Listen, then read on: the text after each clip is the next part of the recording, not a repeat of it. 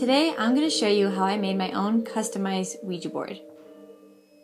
So I never owned a Ouija board as a kid, but I always wanted to play with one. To be completely honest, I was a little afraid that if I ever did touch one, I would accidentally open a portal to the demon world and they would haunt me forever. So, as a kid, I never really mustered up the courage to use one. But now that I'm an adult and I have the internet and a world of information at my fingertips, I decided to do a little research on the Ouija board to see if it would dampen some of my fears. This is what I found. The Ouija board is not an ancient artifact. It was created in the 1840s by mediums as a way to communicate with the spirit world. Originally, many mediums were using a tool called a planchette, which is French for little plank. It was a heart-shaped piece of wood with little wheels on the bottom, and in the point there was a hole to fit a pencil through. The medium would place her fingers on the planchette, and whatever spirit she was communicating with would guide her hand so the planchette would move and the pencil would spell out words. The new Ouija board method with the letters already on the board was going to be much easier to interpret. So the first official mention of the Ouija board as we know it today was in the New York Daily Tribune in 1886. For some reason, knowing that the Ouija board was created by humans in the 1800s and not dug out of the sand of some ancient ruins, it makes me feel better and safer about using one. I don't know why, maybe it's just me. But here are a few more facts about the Ouija board that might put your mind at ease. Basically, the Ouija board is just a game. As far as I know, after some research, no modern mediums use it as a divination tool. Although many people believe you actually can use it to communicate with spirits, it is still just a game. So kind of think of it as texting with the spirit world or instant messaging or something like that. The most important fact that I learned about the Ouija board is that in no way can you open any portals. It is absolutely not linked to the demon world. Although I did read that some spirits that you may or may not communicate with might pretend to be a demon to scare you. We can assume that even people in the afterlife have a sense of humor. Finally, you may come across a set of strange and scary rules that you must follow when using the Ouija board or else.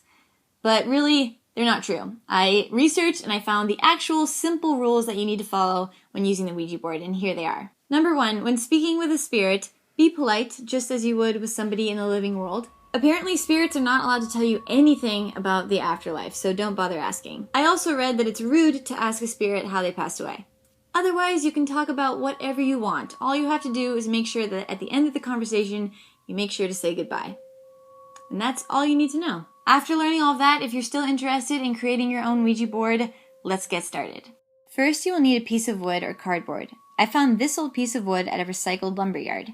You can decorate your Ouija board any way you like, but it must have these specific details. Anywhere on the board, it must say, hello, goodbye. It must list all the letters in the alphabet, and the numbers 1 through 9 and 0. It should also say yes and no. To prepare my board, I sanded it with an electric sander. I then drew out all my designs in pencil. I used black and white paint to fill in my symbols. While that was drying, I worked on my planchette. I traced it out on a piece of wood. Then I cut out the viewing hole with a drill and a spade bit designed for cutting holes.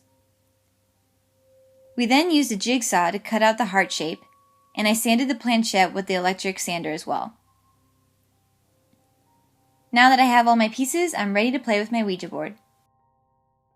Before you take your Ouija board out for a spin, there is something you should know. Many psychologists believe that the movement of the planchette is not caused by spirits. They believe it is an ideomotor response from the medium. An ideomotor response is a reflexive, muscular response to a mental image, when the subject does not consciously take action. So basically, just as you might physically react to sudden pain without thinking about it or realizing it, you may also have a muscular response to a thought or a mental image without even being aware of it. Although many people may attribute this muscular response to supernatural or paranormal activity, psychologists maintain that the origin of these muscular reactions lies solely within the subject participating in such rituals as moving a planchette on a Ouija board. Whatever you may believe, playing with a Ouija board can still be fun. The first toy version of the Ouija board came out in 1891, and the legend is, when they asked the board what it should be called, the board answered with Ouija, which is an ancient Egyptian way of saying good luck. I hope you guys enjoyed this video. Follow me on Instagram and Twitter to send me photos of your Ouija boards or your Halloween costumes or festivities. I love to see them. Don't forget to subscribe if you like this video, and I will see you guys next time for some more Halloween fun.